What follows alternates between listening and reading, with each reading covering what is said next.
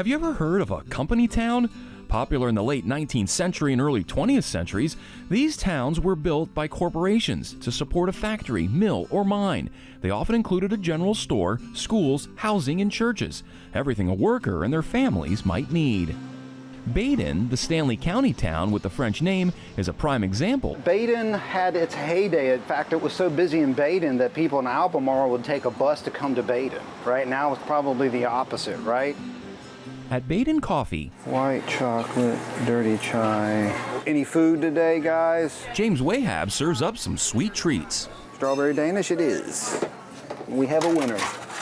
And brews a variety of beverages. This is Bella. This machine produces a lot of great espresso for the town of Badin. It's nice to have a small town coffee shop. James and his wife set up shop along historic Falls Road, Badin's de facto Main Street. Originally, this was Badin Hardware. Badin is one of those small towns that got caught in history. It's outside of the major city limits, and it's kind of one of those towns that time forgot. Since opening their little shop, word's gotten out.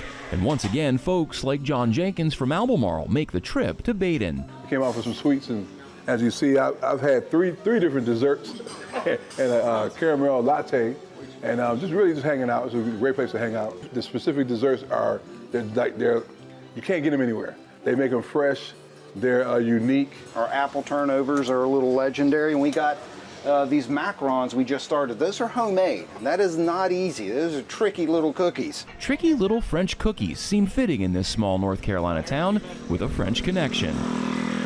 Drive the streets of Badin and you might notice distinct 4-unit townhouses and old stone-lined storm drains.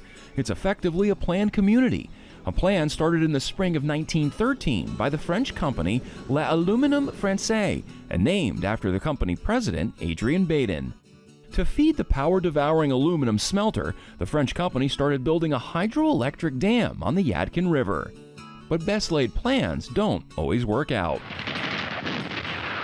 In 1914, World War I broke out across Europe, and as a result, financing for the project dried up for the French, and American investors took advantage of the abrupt French exit. Eventually, the Pennsylvania-based Aluminum Company of America, also known as Alcoa, took over to finish construction of the dam, the aluminum plant, and town. I grew up in the town of Badin. I'm a third-generation Alcoan. My grandfather, he worked in the plant. My father worked in the plant. I was fortunate. I got to work there towards the end. Change, however, was on the horizon for Badin. After nearly a century in operation, the Alcoa plant produced its last aluminum in 2010. In recent years, other industries have moved to the site. There's a small recycling unit over there now that they're trying to recycle electronics. There's an outfit coming in, Consolidated Alloys. They've invested coming in here to build pipe fittings for the Navy. More than a century since its founding, Badin now finds itself in transition. We're like a unique retirement community. We got very limited business, but we have people coming to Badin retiring. If you grew up in a small town, Badin still got that atmosphere. Laid back, but still with a lot to offer. The big thing is the lake and having the boat access. A lot of fishing, that's the big thing. We have lots of tournaments here. The other thing is Mara Mountain State Park is very close. Back at the coffee shop, James sums up the energy of Badin. To meet lots of nice people, it has a nice small hometown feel that people are really looking for. I think some of them are trying to escape the city and find a nice small town where they can feel at home and welcomed, and everybody comes through that front door is welcome. Badin isn't the only small town working to reinvent itself. Down in Anson County, the town of Wadesboro's economy relied on the textile industry for much of the 20th century. But when the American textile industry declined, Wadesboro's once vibrant business district suffered. It's a little slower than it was then. Downtown's a little different, a little more conservative. It's a little more quieter.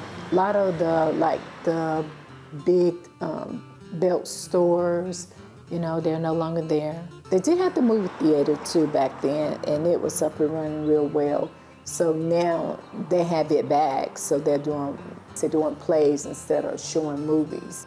The live plays happening at the Ansonia Theater are just one of the signs that Wadesboro's downtown is seeing renewed investment. My name is Monica Schultz. I am the owner and executive chef for the Ansonia Soup Company, and we feature fresh-made soups, salads, paninis, homemade breads, scratch-made European desserts every single day. Schultz took a risk in starting her restaurant. I believe Wadesboro is in the very beginning of a renaissance. There are businesses that are coming in. There are new ideas for businesses that are out there.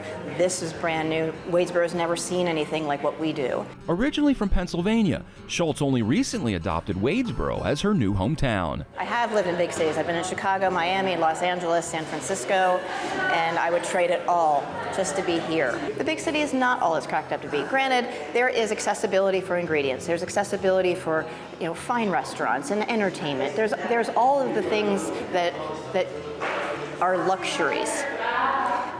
But I wouldn't want to go back to that because of so many people, because of the crime, because of the expense, because you don't even get to know your neighbor that much anymore. Here, we all know each other. Small town economies are often dependent on a single industry, and when the industry goes away, it's the creativity and determination of the residents in towns like Badin and Wadesboro that keep the towns alive and vibrant. For Carolina Impact, I'm Jason Terzis reporting. Thanks for watching, and if you don't want to miss any more great regional stories, please subscribe to our PBS Charlotte YouTube channel.